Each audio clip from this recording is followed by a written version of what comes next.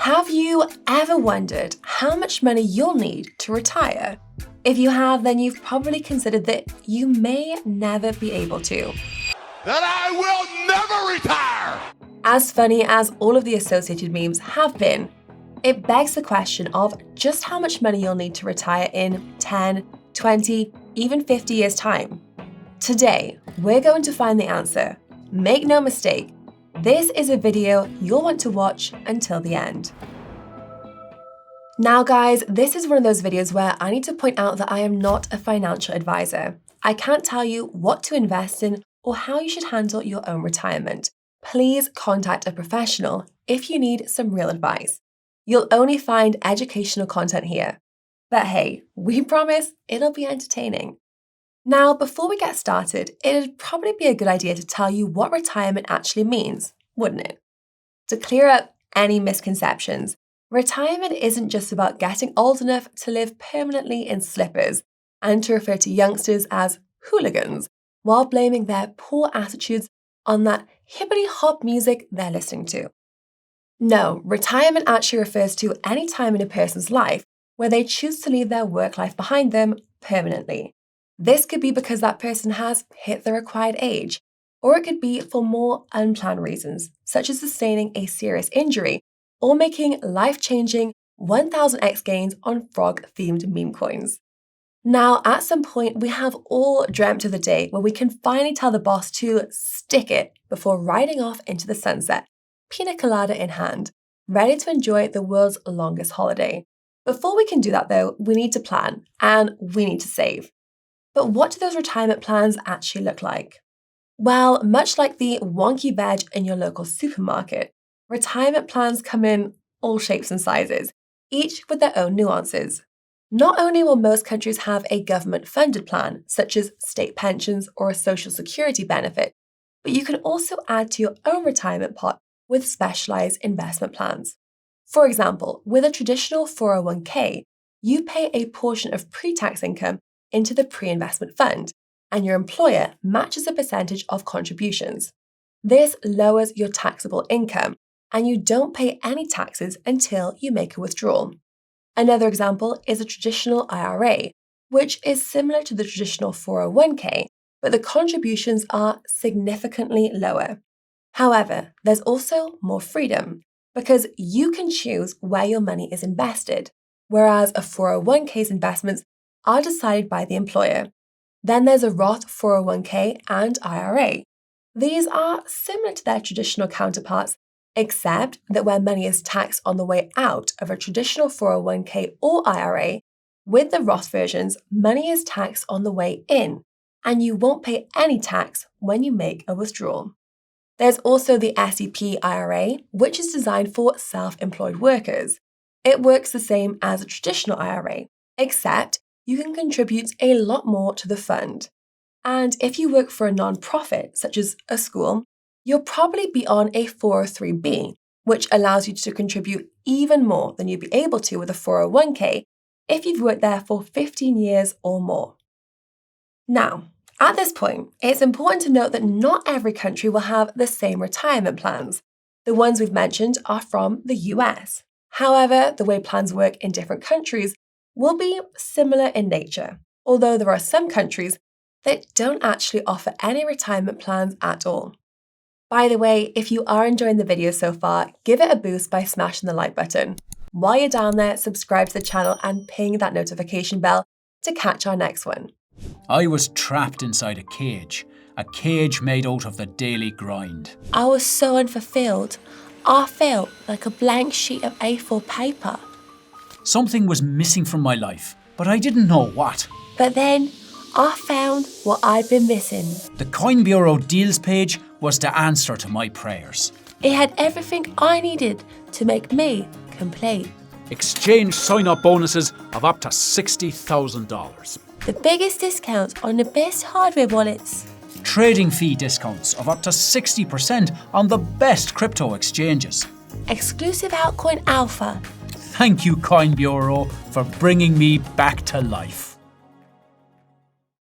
Anyway, each country will have its own minimum retirement age. For instance, in the US, you can retire as early as 62, although you'll have to wait until 67 to retire if you want your full Social Security benefits.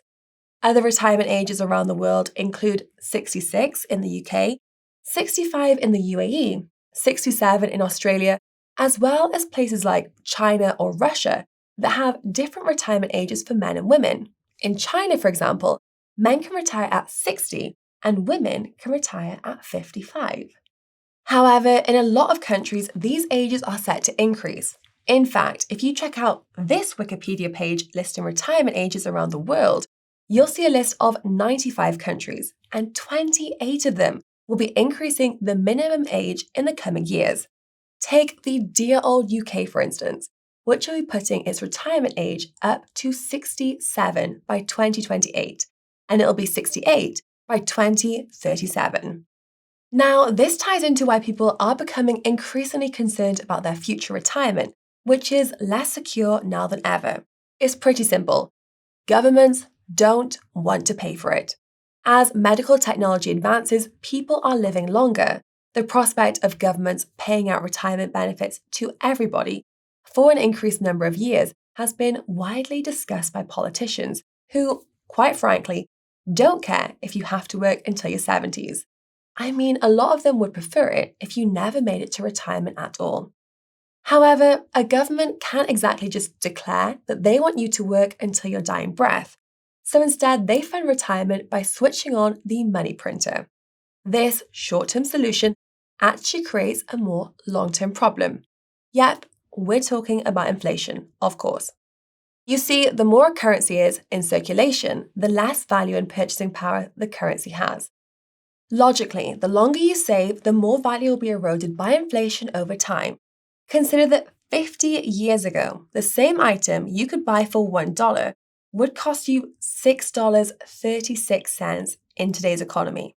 The other way governments are cutting costs is by what we mentioned earlier, by pushing those minimum retirement ages back, despite so many people dying before or shortly after retirement age, as it is. Now, this is pretty insulting because the average person will have already dedicated 40 plus years to contributing to society. Those extra few years of work at a more senior age can be pretty damn brutal. The thing is, the cost of living has only gone up, causing many people to continue working well past retirement age. They literally can't afford to stop. And for many people who do retire, they can't afford to retire for long. Case in point, a recent retirement savings and spending study found that around 20% of retirees were returning to work in either a full-time or part-time capacity, with a further 7% actively looking for work. In other words, 27% of people who have spent their entire lives working towards retirement can't afford to actually enjoy it. Just let that sink in. Amazon has been one of the many companies to have exploited this with its Canva Force program, which is mostly made up of desperate elderly people who won't have enough time to unionize. But what about these state-provided benefits? Well, these are infamously unreliable because changes are constantly being made in order to keep the system solvent. This is detrimental to an overwhelming majority of retirees. Take, for instance, the Social Security benefit, of which 95% of Americans aged 65 or over rely on it in some capacity. This makes planning your retirement that much harder, and when you combine that with the effects of inflation, many people find themselves with inadequate savings to sustain themselves. These savings can be eaten into very quickly, causing retirees to apply stricter budgeting to their funds in order to survive, something made even more difficult when you factor in those longer life expectancies. That being said, longer life expectancies only really apply to those with a bit more cash in the bank than others. As a not-so-fun statistic, the more money you have in the bank, the longer you're likely to live. This can be seen on this chart, which shows that those with more money than 95% of the population are massively outliving everyone else. Now, this is why it's become more important than ever to create a robust savings and investment portfolio to give you the best outcome. But how much money would you actually need? Well, that really depends. Each person will have their own idea of how they want to spend their time in retirement. Your retirement is exactly that. It's yours. It's your unique blank canvas on which you can splatter your own future ambitions. Maybe you want to have a nice, relaxed retreat in the countryside. Or maybe you'll spend your golden era bouncing from one all-inclusive holiday to another. Whatever you choose to do, there are a few things that everyone will need to consider. These include costs for, get ready, housing, healthcare, transportation, food and dining, personal insurance, clothing, reading materials, education, and entertainment. Whew. Now, working out the cost of these things in advance can be a little bit tricky. Happily though, a 2021 survey from everyone's second favorite bureau, the US Bureau of Labor Statistics, obviously, actually does a pretty good job of breaking down these costs for us. So let's take a look, shall we? For housing, retirees spend on average almost $19,000 a year. This includes paying a mortgage or paying rental charges, as well as costs for household supplies and furnishing. It's noted that housing prices have appreciated to record levels when the survey was taken in 2021, and they've since calmed down a bit, so pensioners aren't likely to be hit so hard with all of these costs. Housing alone still accounts for over 36% of all outgoings, however. Healthcare, on the other hand, only accounts for 13.5%, with the average retiree spending just over $7,000 a year on things like medical costs and health insurance. As you can probably guess, the costs tend to increase the older you get. Transportation accounts for almost 14% of outgoings at over $7,000 a year. A majority of this is for buying or maintaining a car. It's noted that over 35% of people aged 70 or above are impacted by limited mobility, and that transportation really helps people to stay socially engaged. Anyway, food and dining costs come in around $6,500, which accounts for over 12% of outgoings. What's surprising is that 2/3 of this cost is just normal food at home. This suggests that the rising costs of living are preventing seniors from dining out. This survey notes that 44% of seniors reported food costs as the fastest growing expense. Utilities cost around $4,000, accounting for 7.5% of expenses. The survey finds that utility costs tend to become a little more expensive after you retire, because you're likely to be home a lot more and you'll want it to be at a comfortable temperature. Anyway, other typical expenses include almost $3,000 on personal insurance and pensions, the same again on entertainment, about $1,000 on apparel and services, and around $400 on reading materials and education. When combined, the average retiree's expenses can come to over $52,000 a year. So then, how much would you need to comfortably enjoy retirement?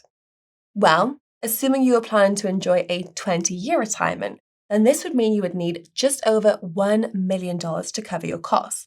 However, many people believe that this isn't enough. In fact, many sources suggest a different amount. So let's take a look at some of these and determine an average. According to a survey from Northwest Mutual, the typical worker now believes they need $1.46 million to retire comfortably, an increase from $1.27 million last year. On the other hand, nonprofit media outlet ARP notes that, on average, an American in retirement will spend around 80% of their pre-retirement income. With the average salary in the US of around $77,000, 80% of this is around $62K. Logically then, you need $1.24 million for a comfortable 20-year retirement.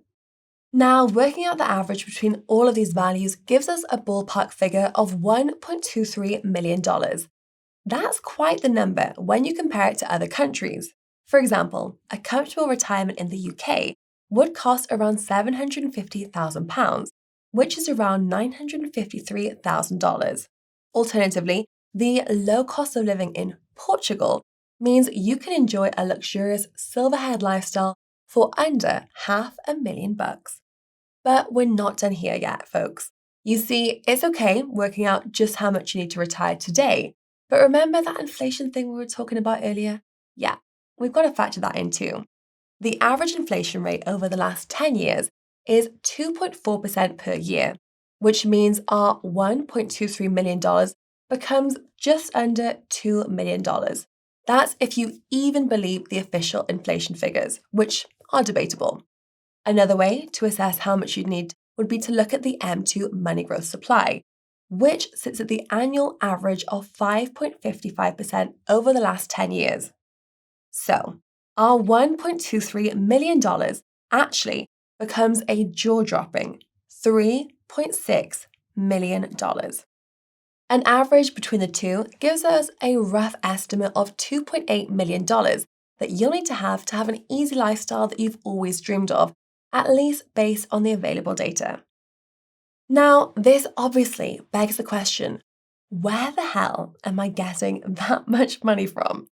Obviously, trying to accumulate $2.8 million is easier said than done.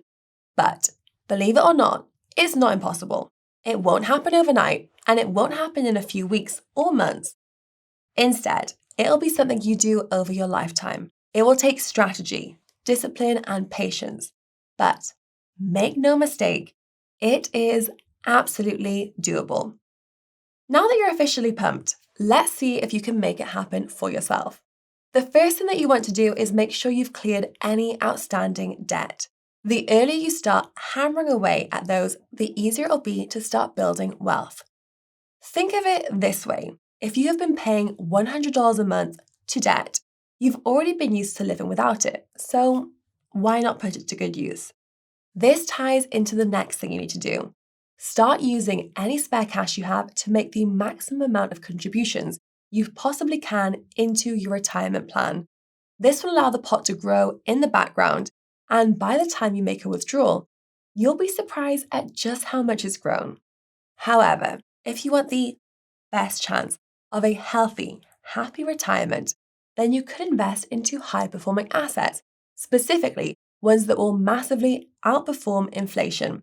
There is a wide range of options available here, and it'll be up to you to weigh your own risk tolerance to decide where you put your money. Perhaps the most obvious option is the stock market. Using the S&P 500 as a sort of proxy, you can see the stock market has gone up by an average of 13.2% over the last 5 years. We reckon that comparing the last 5 years gives us a good scope at just how an asset can perform, given the macro shit show we've seen during that time.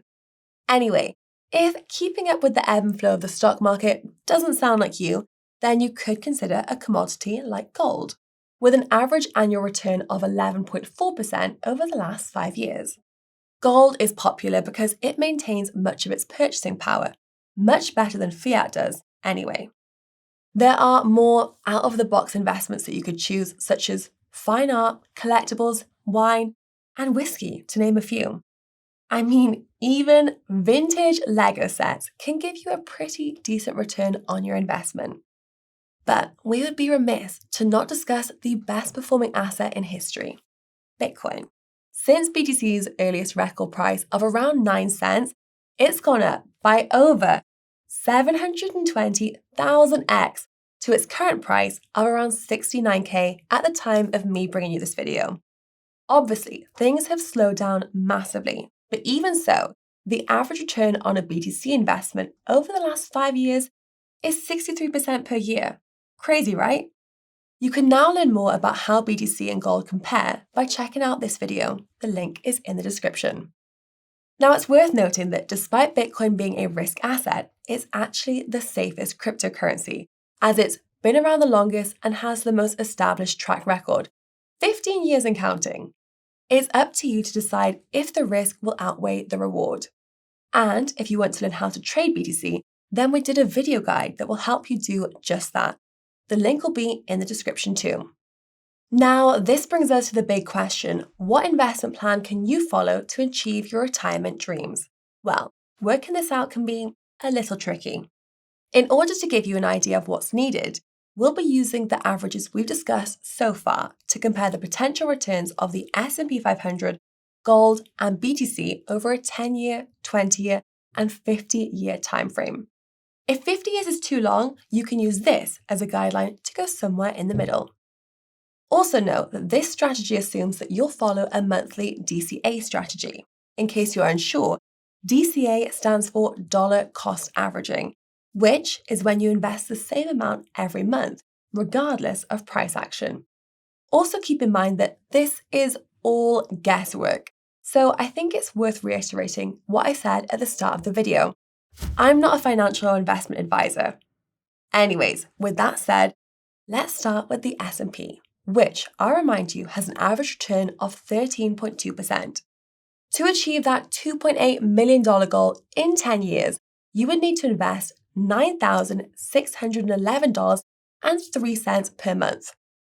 Now, I'm going to go out on a limb here and guess that having almost 10K spare a month is probably unrealistic. So how about over a longer time frame? Well, you can hit the same target over 20 years by investing $2,593 per month.